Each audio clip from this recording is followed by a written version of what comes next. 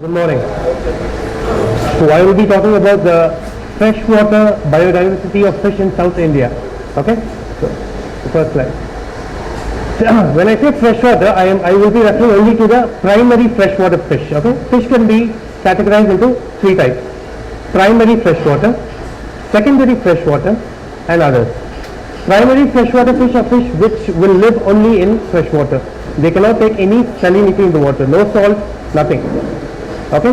Secondary freshwater fish can live in freshwater and brackish water. Brackish water is a combination of fresh and marine water. So secondary freshwater fish sometimes live in freshwater habitats, but they go to saltwater habitats to breed, or vice versa. Okay. And the third are the marine fish. So I will be talking only about the primary freshwater fish of South India. Okay. So just some statistics here.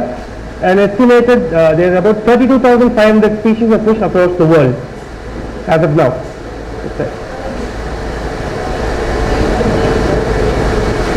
Fish inhabit every imaginable kind of habitat, right? From Lake Titicaca is in the Andes. It's about 3,812 meters above sea level. The fish there is Lake Baikal, which is 1,642 meters deep, is in Russia. There are fish there in Africa, salt pans, 44 degrees Celsius. So fish can withstand various parameters and still live.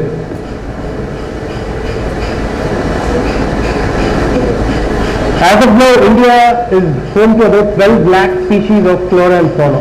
Not just fish, all plants and animals put together, and an estimated 4 lakh still waiting to be discovered. Okay, and India harbors around 9% of all known fish species. Most of the research done on fish was during the British rule. After which there has been very little done. Till early 1930s there was some work done.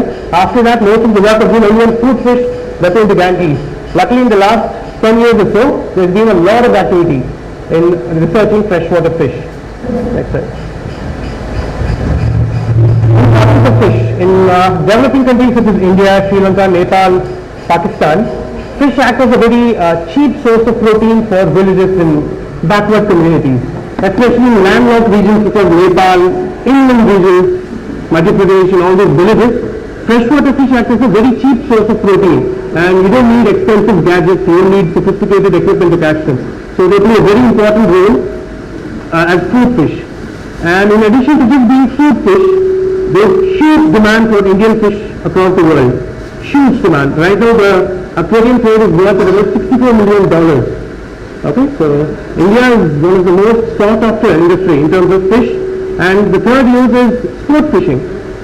Angling is slowly catching up as a sport and is also started to become a tourist attraction of late. Okay, this is something you need to just get an idea of before I go in deeper. I'm sure most of you know that human beings are Homo sapiens, right?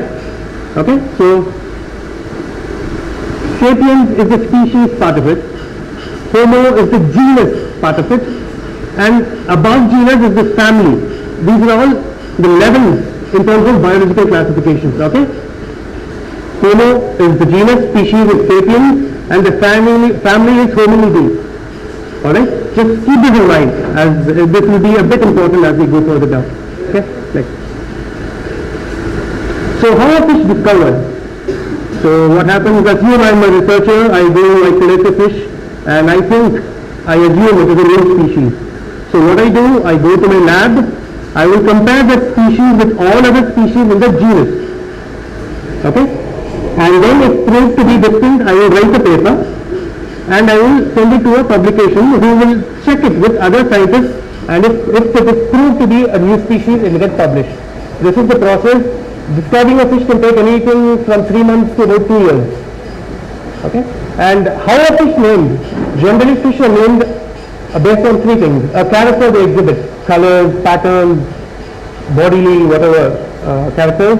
2, after the place where they were collected from. Okay? All fish, all animals have to be named only in Latin.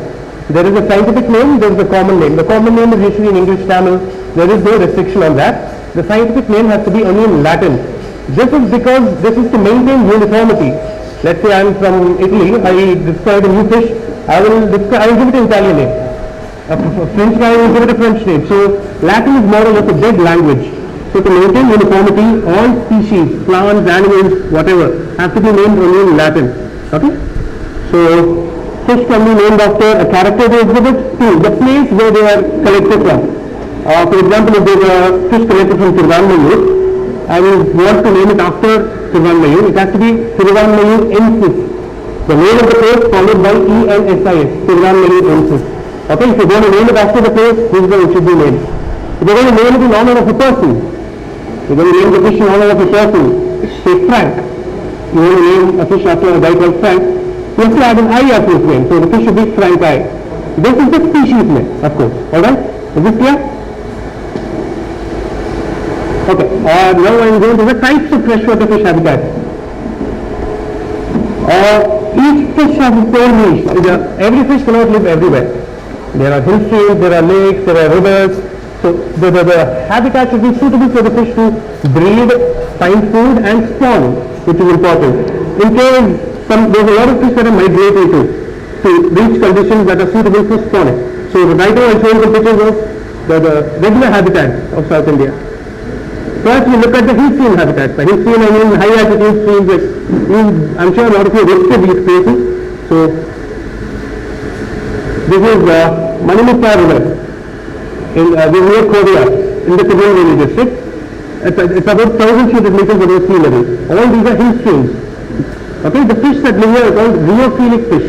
Rheophilic means adapted to a fast-flowing environment. Okay. This is Meghamalai. Those who've been to Meghamalai, I'm sure some of you went. A stream from Meghamalai, a tributary of the Suruli River. In Meghamalai in the Theni district, this is about 1,500 meters above sea level. So this is Kanikati. Kanikati is a place in Tirunelveli. It's a tributary of the Tamarapadai River. So basically these are fast flowing rivers and tributaries, hill streams, cold waters, shallow waters. These are the significant. The next we'll look at the middle reaches. The middle reaches is when the rivers go towards the plains. Okay, then as the rivers slow down, once they reach the plains, they collect a lot of leaves that fall down, debris, so the pH value rises slowly. The Bhavani River is Vedisipipalli, slow meandering river, once it reaches Vedisipipalli. Of course, the upper Bhavani is quite a hill stream. Chalakudi River, downhill, Kerala. This is the Kumaradhara in Karnataka. All these originated hill streams that once they reach the plains, towards the plains, they slow down, they warm up. Hill streams are usually cold because the water travels very fast, so there is no chance for the water to get heated by the sun. So the water temperature is always low. And number two, oxygen content in hill streams is high, water oxygen content. Why? Because as it moves, it sucks the air on top of it into the water. So the oxygen content is extremely high. Whereas in middle reaches, it is comparatively lower, the water temperature, as the river runs slower, it heats up a bit, so the water temperature is comparatively higher. Ponds, lakes, reservoirs. Reservoirs can be man-made or natural, you can soak in ponds and lakes. The Chimbrambakam, I'm sure you've heard of it, but I'm sure if you will be shocked, there's about 64 species found in Chimbrambakam, freshwater alone. This is the Vendrad Lake in Kerala. Typical lake, huge lake. So,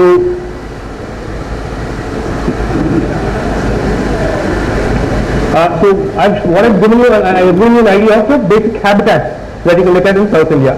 Now I'll show you the fish, the general fish. The thing is, South Indian fish, I cannot name all the fish in one go, and take 2 days. Such is the biodiversity, which is a good thing. So I have taken the most common fish which you will sight and the most uncommon fish which you will probably never sight unless you go specifically looking for it. Alright, so you get an idea of what lies in store in Tamil Nadu, Karnataka and Kerala. Alright, so broadly fish can be classified into this. Catfish, they're named because of their barbels or whiskers, long barbels. Barbs, algae eaters, barbs, I'm sure you've heard of tiger barbs, a very popular aquarium fish. Loaches are tiny fish that live along the shore on the bank of the river. Cichlids, I will explain in detail. Eels, I'm sure you've seen. snake-like fish. Snakeheads are fish that look like snakes, hence the name, and chilies. Okay. Catfish. These are the most common catfish that you might encounter if you go looking for the fish in these habitats. Yes. Next one. Mystids. The first genus. Do you remember genus? Homo. Genus. The first genus we'll be looking at is Mystids. Okay. Mystids. The name Mystids is derived from the Latin word mystax, meaning mustache, because of the long barbel. Okay. In South India, you get around 8 species of Mystids alone. They are widespread over India. The genus is widespread over India, and it's a fruit fish. In Tamil, it's called kelpi. It's called kelpi in Tamil, and the size it ranges from 6 inches to around a foot in length. And it is not endangered because of the wide distribution. The species is as of now safe. Is it clear? Can you guys see? This is Mystids malabaricus. Malabaricus, in reference to Malabar region, where it is discovered, is endemic to the Western Ghats.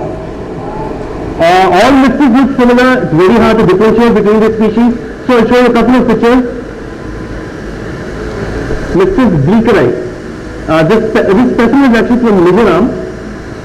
This fish was actually described from Bengal. We get it in Tamil Nadu, but it's not the same species. It's a new species. So this is the look of mystids. Long barbels, long fins. Okay. Next we look at Ompok, the genus Ompok, which is also called the butter catfish. It's again a very popular food fish, very tasty too. Ompok is represented by 2 species, Ompok malabaricus and Ompok bimaculatus. Ompok, the origin of the word Ompok is still unclear. It is probably derived from a local name Limpok from Indonesia. The species grows to around 1.5 feet in length and is very common in the wild towards South India. Is it clear? Is it clear, Peter? Okay. This is Ompok bimaculatus. Bimaculatus binds to maculatus of spot. The species has 2 spots, one in the head and one in the tail. Hence the name bimaculatus. Ompok malabaricus. Malabaricus again because it is described from the Malabar region. Okay, now these are my favorite group of fish. These are hill-steam catfishes. The high altitude hill-steam we are talking about, these fish live only there. They are considered endangered. This is again according to your people who go on surveys, these fish live only underneath rocks. Tables sure about they'll be using them underneath rocks and then catch them. So the surveys, they don't usually do that. They just go and whatever comes in, for example, if the catch is 1 or 2 is considered endangered. So that is the status as of now. I don't even know. I can't say this veracity. The genus is spread across India, but we have around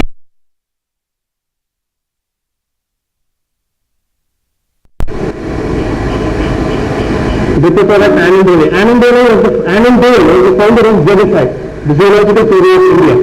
The species is named after him. These fish are generally found stuck on rocks. They have an apparatus called the thoracic adhesive apparatus, which helps them stick onto rocks. They are found, I found them in pools where I was able to stand. The pools explore the water tissue across, but these fish lack tissue against the pebbles. So they can stick and jump and hop on the rocks. This is Diplopoda annandale, and this one, next one is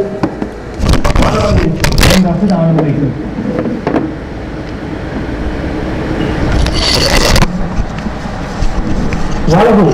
This again is a very popular food fish called the shark catfish. In Tamil it's called the vala mean.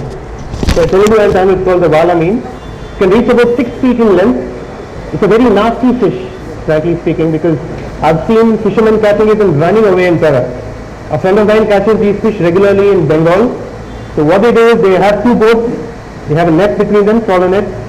Once they catch and they take the net out, these fish can jump about 10 or 20 feet out of the water to escape the net.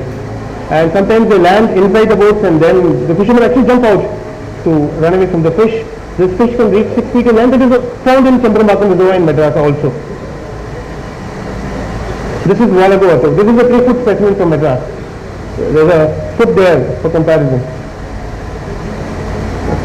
This the teeth of the Wallago. This